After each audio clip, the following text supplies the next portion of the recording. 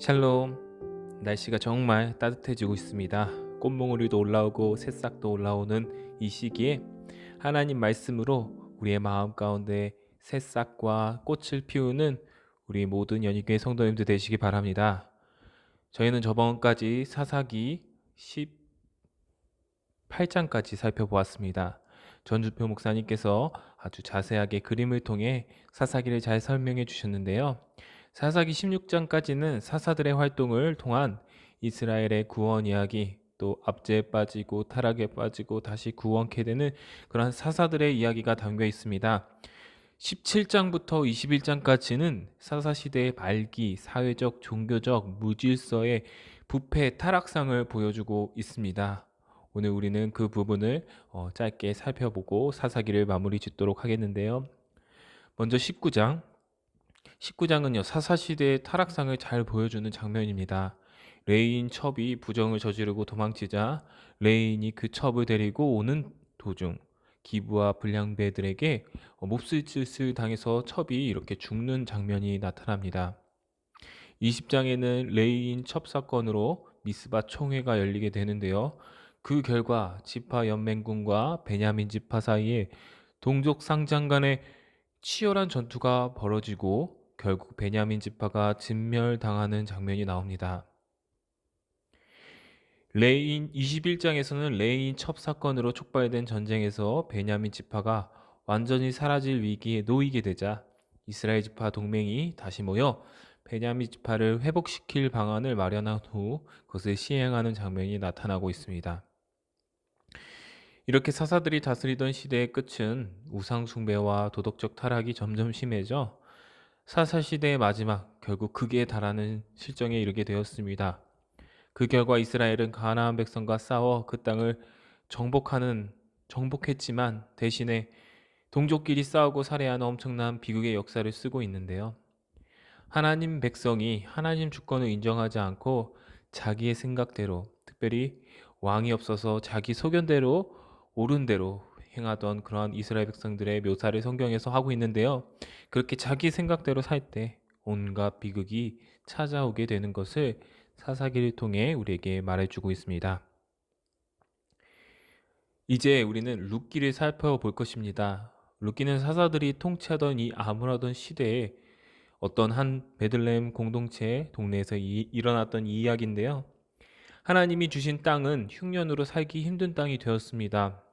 어쩌면 하나님의 주권을 인정하지 않은 이스라엘 백성이 육적인 흉년, 영적인 흉년의 고통을 상징하고 있는 것 같습니다.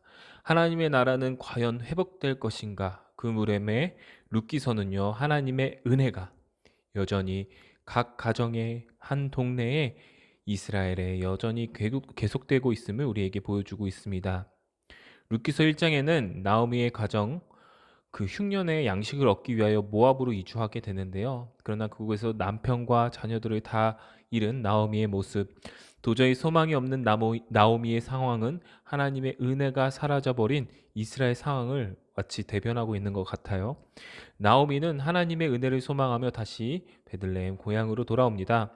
이때 하나님을 믿게 된 이방 여인 룻은 홀로 남겨진 시어머니를 돌보기에 죽음의 결단을 하고 어머니를 따르고 시어머니를 따르는 그러한 가나안으로 이주하게 되는 모습을 보이게 되는데요. 2장에서는 나오미와 룻을 돌보기 위해 보아스는 곡식을 밭에 떨어뜨리게 하고 양식을 나누게 됩니다. 3장에서 보아스는 결국 나오미의 가정을 이제 같이 룻과 결혼해서 나오미의 가정을 회복시키기 위해 귀한 무릇자로 자청하고 결혼을 하는 장면이 나오고요. 4장에서 나오미의 가정은 모압 땅을 모든 땅을 이어받을 상속자 이제 오벳이 태어나고 이 가정이 회복되는 모습이 보여지고 있습니다. 뿐만 아니라 오벳은 다윗 왕의 조상이 되고 예수 그리스도의 계보에 들어가는 영광을 이 룻의 가정, 보아스의 가정 이 누리게 되는데요. 4장의 족보는 특별히 우리에게 중요한 역사를 잘 설명하고 있습니다. 보아스는 결국 여리고에서 구출된 기생 라합의 자손이며 보아스와 룻의 사이에서 태어난 오벳은 결국 다윗의 조상이 되어 장차 예수 그리스도의 족보를 잇게 되는 위대한 가문으로 남게 됩니다. 이렇게 하나님의 주권을 인정할 때 하나님의 백성 가운데 한 가정 가운데 회복이 찾아오게 되고요. 여전히 하나님의 은혜는 그들에게 함께 있다는 사실을 우리에게 루키서는 알려주고 있습니다. 이제 사무엘 상으로 들어가도록 하겠습니다. 사무엘서는 유명한 성경 이야기들로 가득 차 있습니다. 사무엘, 그리고 다윗, 요나단, 그리고 사울 왕. 여러 가지 이 이야기들은 우리에게 흥미진진한 이야기로 성경 통독을 하는데 아주 지루하지 않게 읽을 수 있게 만드는데요. 그러나 우리는 이 사무엘서가 이스라엘의 역사에 있어서 아주 중요한 이스라엘 통치체제다가 이제 사사들을 중심으로 한 지방 체제에서 왕을 중심으로 한 중앙 체제로 전환되는 매우 중요한 과도기를 상징하기 때문에 우리는 이 사무엘서를 이스라엘의 역사에 있어서 가장 중요한 성경이라고 우리는 생각할 수 있습니다. 사무엘상은 크게 두 구조로 나누어지는데요. 1장에서 15장까지 한나, 사무엘, 사울 왕의 이야기이고, 그리고 16장부터는 이제 사무엘서에서 중요한 인물인 다윗의 이야기입니다. 이제 1장부터 우리 16장까지 조금씩 살펴보도록 하겠는데요. 1장에서 이스라엘의 지도자 사무엘의 출생과 관련된 내용이 나오고요. 즉 사무엘 출생 직전에 집안 상황, 아들을 얻기 위한 모친 한나의 서원기도, 그리고 이 사무엘의 출생과 헌신이 소개되고 있습니다. 2장에서 서원한 대로 아들을 이제 사무엘을 나실인으로 이렇게 드리게 되죠. 그런 다음에 하나님을 찬양하는 모친의 한나의 기도, 그리고 대제사장 엘리와 두 아들의 악한 행실 및 그로 인해 엘리 집안에 내려진 저주가 언급되고 있습니다. 3장에서 영적 침체기에 있는 이 대제사장 엘리 가문, 그리고 뒤이어 이스라엘의 사사요 지도자가 될 하나님께서 부르시는 그 사무엘의 이야기가 장면이 나오는데요. 4장에서는 블레셋의 침공으로 법궤조차 빼앗긴 이스라엘의 절망적인 참패와 이러한 참패의 연장선상에서 일시에 철저하게 몰락해버린 엘리 집안의 비극적인 운명이 언급되고 있습니다. 5장에서는 이스라엘로부터 법궤를 빼앗은 블레셋이 그 법궤로 인해 고통당하는 장면이 나오는데요. 즉 법궤로 인해 다곤 신상이 엎어지고 법궤를 안치하는 성읍마다 하나님의 형벌이 임하는 장면이 나오죠. 6장에서는 법궤로 인해 고초를 겪었던 블레셋이 마침내 법궤를 이스라엘에게 반환하는 장면이 나옵니다. 하지만 돌아온 법궤는 소홀히 다뤄지게 되는데 이 베세메스 사람들이 차마를 입어요. 그것 때문에 벌을 받게 되고 결국 법궤는 기럇 여아림 사람들에게 맡겨지게 되는데요. 아비나답 집에 옮겨지게 됩니다. 7장에서 법궤 반환할 때쯤 사무엘이 미스바 성회를 통해 이스라엘의 영적 각성을 일깨우는 장면과 그 시기에 이스라엘을 침공한 블레셋 족속을 무찌르는 장면, 그리고 사무엘의 이스라엘의 순회 통치가 이어지게 되는데요. 8장에서는요, 사무엘이 늙고 그의 아들들이 불의를 행하자 이스라엘의 백성들은 열방과 같은 왕을 요구합니다. 하나님을 왕으로 인한 폐해를 경고하지만 하나님을 왕으로 하지 않고 인간적인 왕을 하는 것을 하나님께서 경고하시지만 사무엘은 백성들의 요구대로 왕을 허락한다는 하나님의 메시지를 줍니다.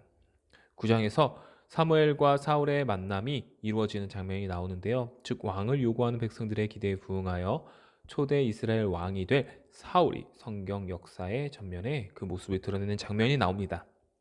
10장에서는요. 사울이 사무엘에게서 기름 부음 받는 장면이 나오고요. 이후 사무엘은 미스바 집회에서 제비뽑기를 통해 사울을 왕으로 뽑고 이스라엘 백성들 앞에서 사울을 왕으로 공식적으로 선포하는 장면이 나옵니다. 11장에서는 이스라엘의 왕으로 뽑힌 사울이 길랏 야베스 전투에서 암몬 족속을 물리침으로써 전체 이스라엘 백성들에게서 왕으로 인정받고 정식적으로 관을 씌우는 장면이 이렇게 나오는데요. 12장에서는 사울이 왕권을 확립하자 이제 사무엘은 자신의 공명, 정대한 사사직 이 수행을 회고한 후에 초대 왕 사울에게 통치권을 이양하면서 백성들에게 마지막 권면의 설교를 하는 장면이 나옵니다. 13장에서는요. 이스라엘과 블레셋 간의 전쟁, 곧 믹마스 전투에 관한 내용이 나오는데요. 블레셋의 위용 앞에 다급해진 사울 왕이 자신에게 허락되지 않은 제사를 집례함으로써 하나님께 범죄하는 장면이 나옵니다. 14장에서는요, 과감하게 적진으로 파고든 요나단의 용맹과 헛된 공명심으로 무모하게 맹세를 바란 사울 왕의 어리석음이 대비되는 부분이 나오는데요. 덧붙여 사울 왕의 업적과 그의 가계가 소개되고 있습니다. 15장에서는요, 아말렉 족속을 진멸하라는 하나님의 명령을 사울이 온전히 수행하지 않자 사무엘이 사울을 엄중히 책망하면서 그에게 왕의 폐위를 선고하는 장면이 나오는데요. 16장에선 실패한 사울 왕을 대신하여 2세의 막내 아들 다윗이 사무엘에게서 기름 부음 받는 장면이 나옵니다. 이후 다윗은요, 악령에 시달리는 사울의 궁중악사가 되어 사울 왕을 섬기게 되는데요. 이제 다윗의 성경의 이야기가 펼쳐지게 되는 것입니다. 이스라엘의 마지막 사사인 사무엘의 활동과 그리고 이스라엘의 초대 왕인 사울의 생애, 그리고 다윗 왕국의 성립 배경에 대해서 지금 사무엘상은 설명하고 있는데요. 이 가운데 하나님의 섭리가 우리에게 있음을 보여주기 위해서 이 사무엘서는 기록되었다고 볼 수 있습니다. 이렇게 사무엘상까지 살펴보았는데요. 앞으로 사무엘하 그리고 열왕기상, 열왕기하를 우리가 볼 때 하나님의 놀라우신 섭리와 그 역사 가운데서, 이스라엘 역사 가운데서 하나님께서 인도하시는 그 방향들을 우리가 자세히 살펴보고, 또 이스라엘의 모습을 통해 우리의 모습을 반추하여 잘못된 모습은 우리가 배우지 않고 역지사지로 또 삼아 우리가 그것을 반면교사로 삼아 하나님께서 진정 원하시고 기뻐하시는 모습이 무엇인지, 또 다윗 왕을 통하여 하나님의 마음에 합한 그 행동이 어떤 것인지 우리가 계속해서 살펴보기를 원합니다. 성경 통독 쉽지 않습니다. 그러나 끝까지 힘내시고 하나님 말씀으로 한 주간 승리하고 하나님의 말씀을 더욱더 사랑하는 우리 연희교회 되시기를 주님의 이름으로 축원합니다. 우리 다 같이 기도하겠습니다. 하나님, 이 시간 우리가 사사기서 마지막 그리고 룻기서 사무엘상을 살펴보았습니다.